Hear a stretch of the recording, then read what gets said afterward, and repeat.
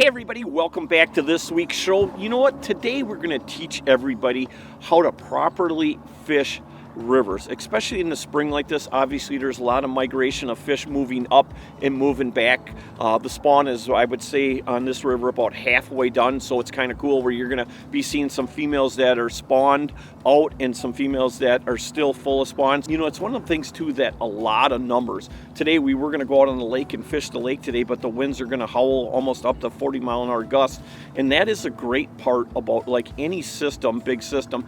Typically you have really good rivers that come through here, and we're going to be showing you guys exactly the most effective ways to fish these rivers. We're going to be using hair jigs, we're going to be using just jigs and minnows, we're going to be using all sorts of different types of plastics. We might throw some rattle baits. There's so many ways to fish a river, and you know, for me it's probably one of my favorite ways to fish and places to fish, again, because you don't have to deal with the elements. Especially, you know, we've had a really cold spring this year, and it just seems like you get one or two warm days and all of a sudden it goes back to cold. So it's in there. I personally think rivers are more consistent too. Let's get on some river fishing. So like I always say, hang on to your heinies.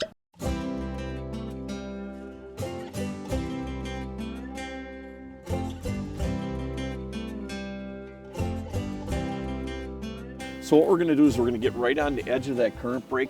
The current is really ripping today. So we're going to end up pumping jigs to the back. And the key to pumping jigs is to make sure you have the right weight jig. And really the current really dictates that. The biggest thing too, and depth. But here what we're going to be doing is you want that jig to every time go back to the same spot. When you lift it, you go back, and sometimes you're pumping it hard, sometimes you're really pumping it slow. We had a cold night last night, so I'm predicting that it's going to be more of a slow cadence. We're going to pump it real slow every time, hit the bottom, hit the top bottom, hit the bottom. The big thing is too is like when you're doing this is that they're always going to hit it 90% of the time when it's falling back to them. So what you want to do is you'll pump it like that, and sometimes you'll do that for 2 or 3 minutes, and all of a sudden I always keep my finger on the line and I keep my bail open. And what happens a lot of times, some fish will come up from behind it like that, and if they don't hit it, the key is all of a sudden I'll let out, I'll pump it back like that real hard, get it up into the current, and I'll let out about 6 to 10 inches of line where that jig actually slides back. And what'll happen, that fish will slide back too, and usually in the first or second pump, that's when they'll hit it. 3/8 ounce jig right here with a fat head on it. Okay, so what we're gonna do, and it's nice, it's got high vis line on here, and we've got a fluorocarbon leader. So we're just gonna get right on the edge of that current. I'm gonna have him stand right here. Now see how it's going down? See, I hit the bottom right there, hit the bottom, and sometimes you'll hit the bottom, you know, 5 or 6 times and it'll slide a little bit. You wanna get it so it consistently every time hits that bottom. And I always keep my finger on the line and always keep the bail open. And I'm pumping it real slow. Again, just trying to work the edge of that current seam. So what I'm gonna do is I'm gonna get a rod out, and I've got a 3/8 ounce long shank hook on here, and I'm gonna hook it with a ringworm, use little plastics. Never stop pumping that jig, like never let it sit there, because what's gonna happen is they're gonna analyze that jig and they won't hit it. So I never stop, it's a constant pump, pump, pump. Just like little 6 to 8 inch strokes. Yeah, yep. And anything you feel, set the hook on. There's a fish. Got him right out in the current. See what I'm doing? I'm casting across the current, and that plastic is sliding down current. And every time what I'm doing is I'm keeping my rod up. And the reason to keep the rod up high is to try to keep as much line out of the water as you can. And you're basically just setting that jig back down every time. And I'm feeling it going down every time. The cool part about plastics is how they inhale that bait like that. Nice little male. All right. My goal for today is 42 fish. 42 walleyes. I shouldn't say fish because we'll probably catch a bunch of suckers too. 42 walleyes. My line. That's the part too about this time of year, you know, in the rivers, that the suckers actually spawn right after the walleyes do. So they come up at the same time. There's tons of sturgeon in here, some brown trout. You never know what you're gonna catch, a muskie or two. It's the great part about river fishing.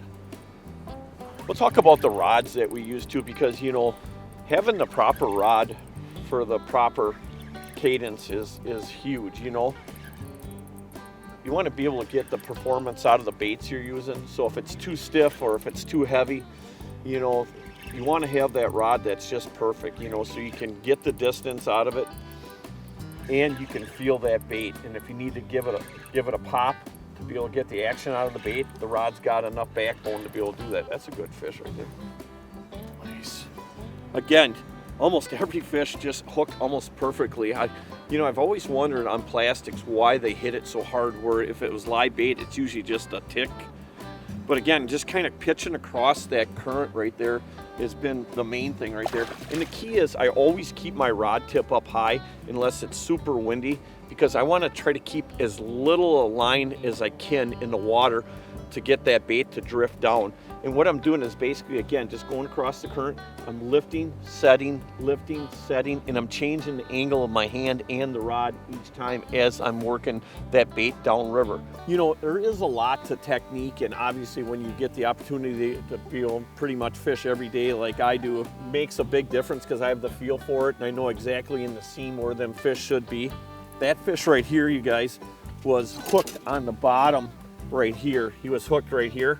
So what happens is that jig is going back, and what they actually do, I'll show you guys on the floor what it would look like in the water. So what happens, I'm pumping that jig forward, that fish is sitting here like this, and it goes to the bottom. What he does is he goes down and pins it to the bottom, just like that. And you'll see that a lot of times. I'm sure everybody's caught fish that were hooked in the bottom chin here. And that's what they're doing. They're trying to slap that bait and slap it right onto the bottom, just to hold it there and to kill it. And then they'll back up and slurp it in. Now I want to get that jig to slide down current. So what I'm going to do is I'm going to lift it up like this, let a little bit of line out, fling it a couple times really hard, see how I'm walking it back, see how that bait is getting back. Now I'm in a different spot. So I'll sit there and pump it there, give it about, you know, 8, 10, 12 pumps, not a bite. I'm going to walk it back again. So I'm going to keep walking that jig back until I can't get it to go anymore. Eventually you're going to have so much line out, the line's going to bow down and you're not going to be able to walk it down river. That is a big thing when you're pumping jigs, again, is to be able to walk that bait right down river. And so many of the fish, like I was saying, so many of these walleyes are going to come up on that bait right away, and they're going to look at it and look at it. And a lot of times what's going to happen, as soon as I drift that bait back, they're going to reposition and they're going to hit it right away.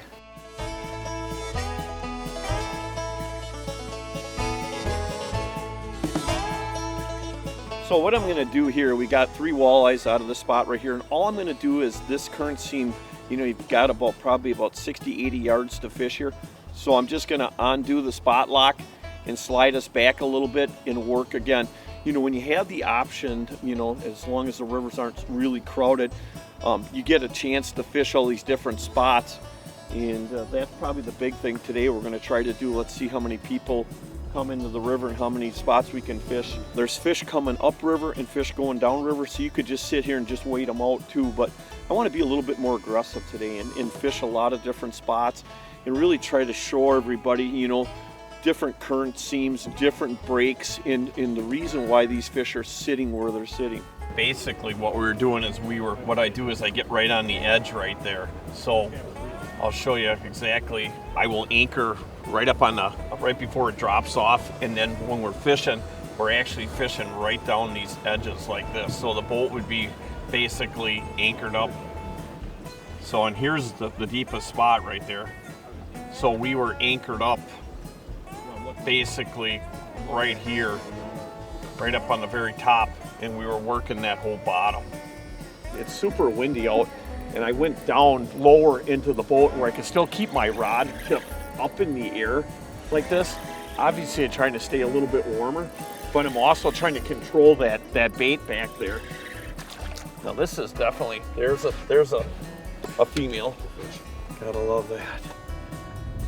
You know, again, adjusting to really what you're doing. You know, we're working the wind today, and we're in our Warrior 208 with the full windshield. It's kind of nice. We shut the windshield up front, open up the rod locker to block some of that wind, and getting down lower on the floor, but able to still keep that rod tip up high enough to keep that line out of the water is key. You know, the interesting part about spring is that like 3 days ago it was 60, 65 degrees, and today we're down to about 32, lots of wind. And obviously, now we're into the snow again. But the great part is, good gear, right? Yep. Great boat, got a full windshield. See, this isn't too bad here, right? Who cares about a snow squall? Hey, this one's for Lightning Lance and Kent Anderson, you guys that like to run them tillers. I'll tell you what, I am loving that full windshield. You know what, if it's hot and I need a little bit of air, all I got to do is open it up. But when it's like this and you have a big snow squall, we're sitting down here nice and comfy. Lance is downriver, probably freezing his tail off. We're not as tough as you are, we admit it.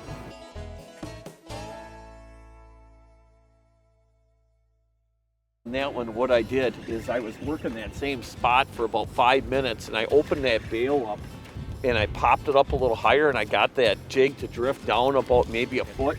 I pumped it 2 times and that fish just absolutely throttled it. Oh. You are something. You see what he did? He took my fish. Oh, you guys look cold. Huh? You guys look cold. You know something? Hey, I just want to tell you something. They make boats. They have these funny things in front of them. They're called windshields. It's like in your truck right there. And they're really kind of warm when you're not in that wind. There you go, Sally Smith.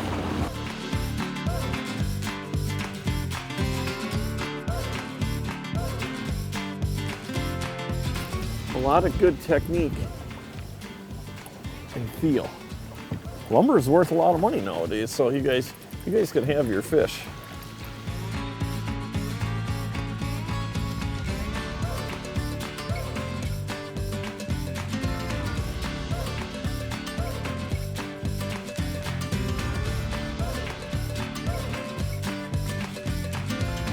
And what we're doing here is basically, because we've got such a cold front going on, is we basically are staying right above these big drops that come here, so right above the hole. So right now we're anchoring at about 6 feet, and it drops down to about 10, 12 right here. And we tried out plastics this morning, and then we caught a bunch of fish on plastic, but that kind of shut right down.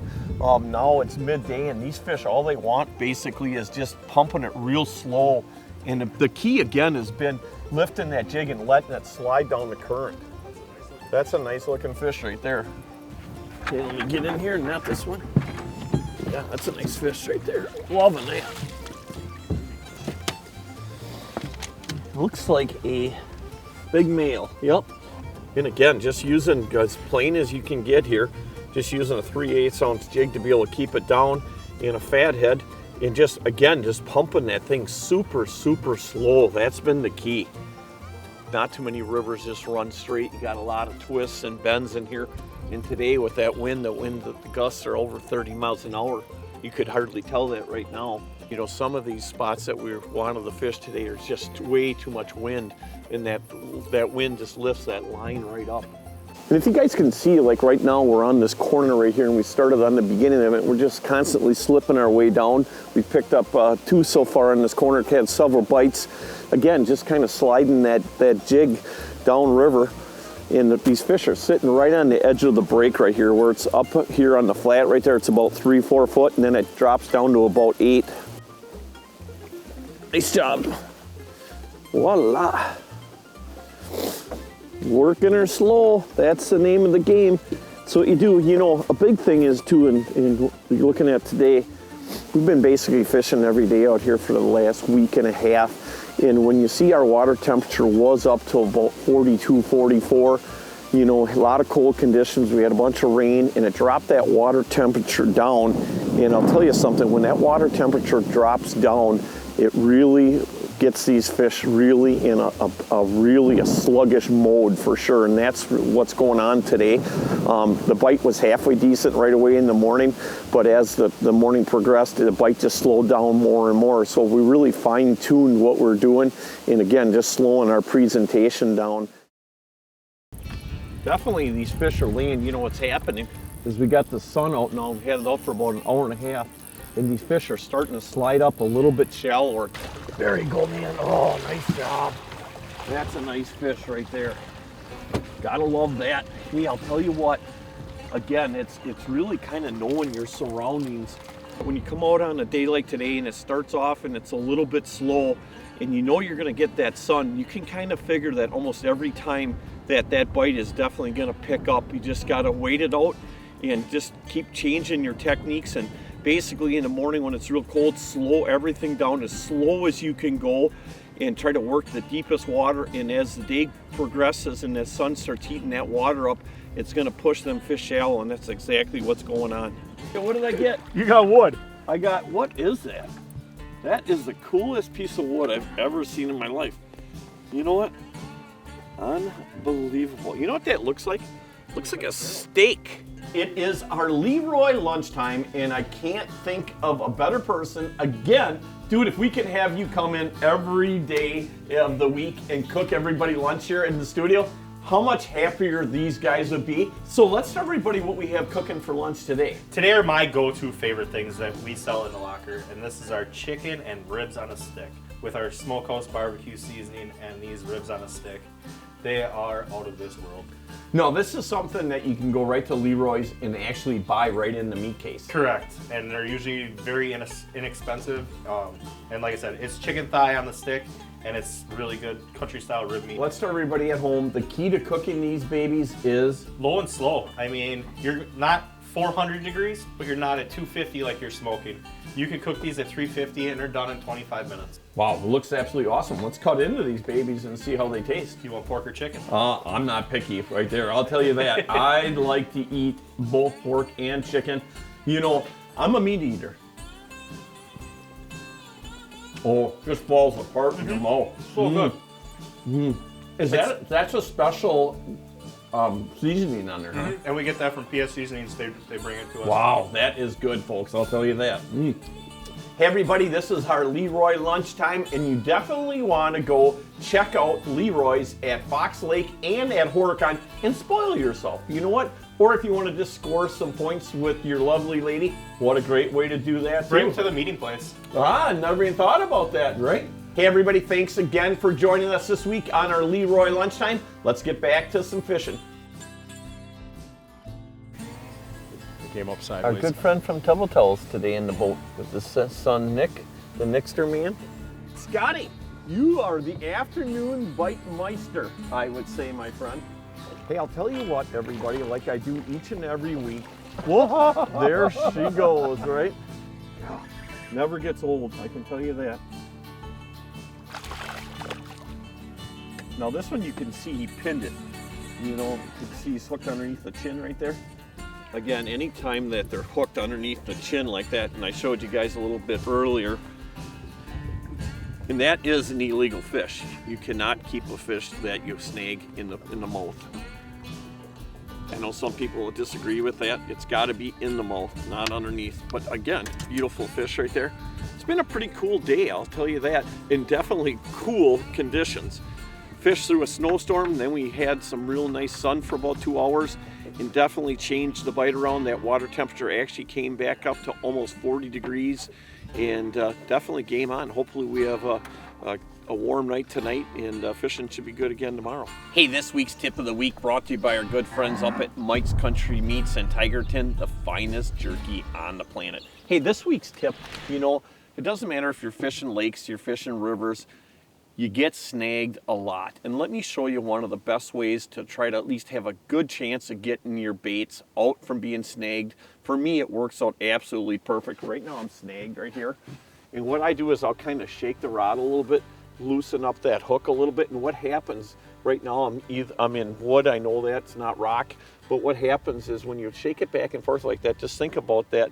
It's just like that barb is in that wood, and it's going back and forth like that, and it's loosening up the hole. So I'll do that, you know, probably about 20 times, and then what I do is I pull the line back just like you would with a bowl. And the key is, I see a lot of people do this, but they don't release it all the way where it's just like a bowl. It has to come back, and it's got to be that shock going forward. So what I'll do is I'll pull it forward like this, snap like that, and out it comes. Hey, this week's tip of the week, again, brought to you by our good friends here at Mike's Country Meats, the finest jerky on the planet. This is something to remember too, on these days where you get these cold fronts and you got the sun that you know it's going to become sunny out later in the day. try to fish the later in the day as you can. And I mean by that, anytime that you get a cold front and it drops that water temperature, 2 degrees, 3 degrees, 4 degrees, and you know that's going to be sunny the next day, don't be in such a hurry to get out and fish real early. Well, I'll tell you what an amazing weather day we had today. You know what? That is the cool part about spring and the cool part about being able to fish rivers, especially in these kind of conditions. I'm hoping that you guys learned something out of this show today. You know what? I definitely love river fishing and I love being out there, and it doesn't matter what kind of conditions we have. Hey, I want to thank our good friends Scott and Nick for coming along on today's episode. And no doubt, I want to give great thanks to all of our military men and women for the service that they give this country, along with all of our fighter fighters and paramedics, and of course, all of our police officers. Hey, remember, as of today, we are still living in the greatest country in the world, and let's keep it that way. And no doubt, it is a great day to be alive, and we see you again next week. Nick, what the hell am I getting bid for and you're not? I told you not to go to college. Should have just went right into the trades. I'd be a lot farther ahead. Walleye. Well, whatever you do when you zip up, don't get the beans above the frank, okay? Obviously, we figure out that the wind and the cold weather definitely has something to do with Scott's fishing talent, right? So he's like locking up.